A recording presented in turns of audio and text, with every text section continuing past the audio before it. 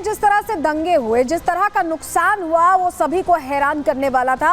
और खास तौर पर समाजवादी पार्टी ने बड़े प्रश्न खड़े किए, लेकिन सिर्फ पुलिस पर प्रश्न खड़े किए गए। जो दंगाई थे उनको किसी ने शहीद बता दिया, जिनकी मौत हुई किसी को उन्होंने एक तरह का युवा नेता बता दिया। इस तरह की बातें तमाम फ्लोट करती रही समाजवादी पार्टी की तरफ से।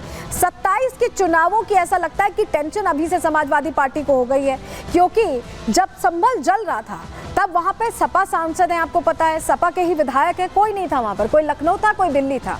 और अचानक से इतना प्रेम उमड़ रहा है संभल के लिए कि अब तमाम जो सपा नेता हैं वो कूच करने पर आमादा हो गए, जबकि पुलिस ने सीधा डायरेक्टिव दिया हुआ है कि 10 दिनों तक संभल में कोई तनाव ना हो, संभल से दूरी बना के रखे, ना पहुंचे। लेकिन यहाँ तो चेहरा चमकाने की सियासत हो रही है। यहाँ पहुंचना इसीलिए जरूरी है क्योंकि चेहरा चमकाना है, सियासत चमकानी है। जो हार हुई उपचुनावों में उससे आगे निकलना है, और इसीलिए पूरी तरह से वोट बैंक की यहाँ राजनीति होती दिखाई दे रही है। चलिए जरा आपको बताते हैं खबर क्या है, हुआ क्या है। चलिए जानकारी जल्दी से आपके सामने रख रहे हैं। संभल हिंसा पर देखिए सियासी संग्राम छिड़ता दिखाई दे रहा है।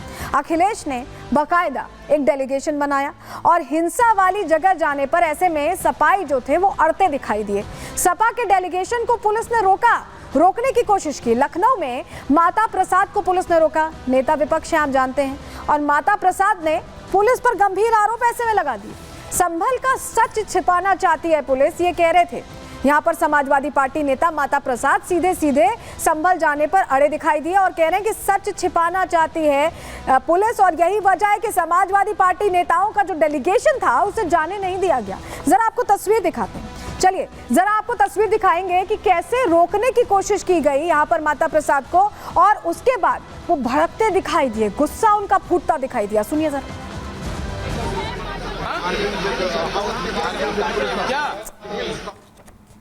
मंडल अपने राष्ट्रीय देखिए उन्हें उनके घर पर रोका गया, पुलिस के पैरे में थे, और कैसे क्या कह रहे हैं, अगली तारीख तय करने की बात कर रहे हैं माता प्रसाद।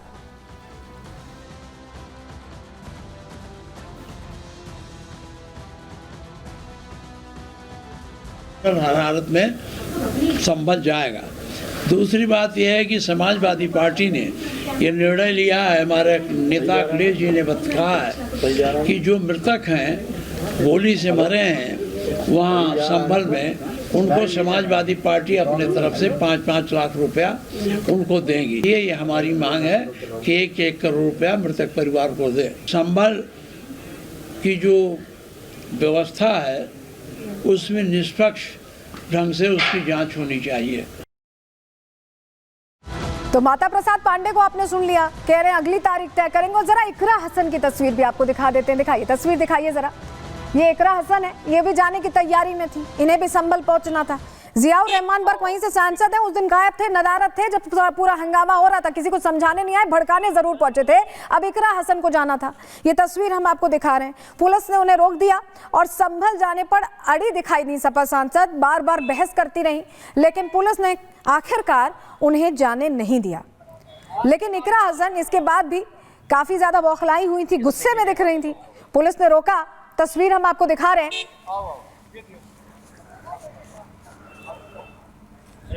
तो देखा आपको इकरा हसन ने कैसे वहां रोका गया उन्हें। लेकिन इकरा हसन कह रहे हैं कि अब तो हम संसद में ये मुद्दा उठाएंगे। इससे पहले ही संसद जब चल रही है, हो हंगामा हो रहा है, अभी तक जितने दिनों में 40-50 मिनट काम हो पाया। सुनिए जरा इकरा हसन ने क्या कहा। संभल जा रहे थे, हमारी पार्टी की डेलीगेशन जा रही है और हम कोशिश कर रहे थे कि हम वहाँ पहुँच सके। जो वहाँ पर घटना हुई है, जो हिंसा हुई है वहाँ प्रशासन द्वारा, उसका सही जायजा लेके कौन अधिकारी इन्वॉल्व थे, कौन कौन लोग इस मामले में, इस घटना को किन लोगों ने अंजाम दिया, उसकी जानकारी लेकर हम अपने राष्ट्रीय अध्यक्ष जी को सौंपने वाले थे और उस पर कार्रवाई भी करने की मांग करते, उसी के लिए हम पहुंच रहे थे। लेकिन जैसा आप देख रहे हैं, पहले 30 तारीख तक हमें बोला गया कि कोई नहीं जा सकता, इसलिए हमने आज का प्रोग्राम बनाया था। लेकिन आज भी हमें रोका जा रहा है। अब 10 तारीख तक इन्होंने रोकथाम रखी है। तो 10 तारीख तक रोका गया, ये कहा गया। और अब देखिए जियाउर रहमान बर्क, शफीकुर रहमान बर्क के पोते हैं और यहाँ से सांसद हैं, ये संभल से ही सांसद हैं, और 1000 बार इन्होंने 19 तारीख को जब सर्वे हुआ उसके बाद भड़काऊ बयान दिया, और अब कह रहे हैं इन्हें भी जाना है, जबकि वहीं से सांसद है। उस वक्त हो हंगामा हो रहा था, समझाइश दे सकते थे, लेकिन कुछ नहीं इन्होंने किया। सुनिए जरा ये क्या कह रहे हैं। गलत तरीके से ये रोका गया है, मैं इसकी निंदा करता हूँ। हमारी मांग है, अगर जनता के साथ अगर अत्याचार होगा, जुल्म होगा, ज़्यादती होगी, हत्या होगी, तो उसका उजागर कौन करेगा, उनकी मदद कौन करेगा? अगर पुलिस प्रशासन और शासन उनके खिलाफ खड़ा होगा तो विपक्ष की जिम्मेदारी बनती है कि हम लोग आकर करके उनकी मदद करें। हमारा मकसद ये था कि हम जाके उनके दुख दर्द के अंदर शरीक हो सकें और जिस प्रकार घटना को अंजाम दिया गया है उस पर सारी उसकी रिपोर्ट लेकर के माननीय अध्यक्ष अखिलेश यादव जी को सौंप सकें।